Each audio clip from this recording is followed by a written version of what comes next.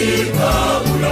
Dunia inatesa kabisa, mbingu zinafurahi, wazima watumwa wako huru, wanaimba na kumshukuru Mungu.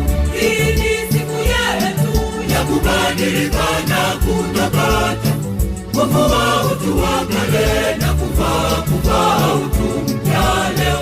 Kwani mwalimu wetu walimning'iniza na kumuua, kaachana na kaburini mzima kama alivyokuwa mwanzo. Tunaimba haleluya, haleluya, tunaimba haleluya, tunamshukuru aliye juu.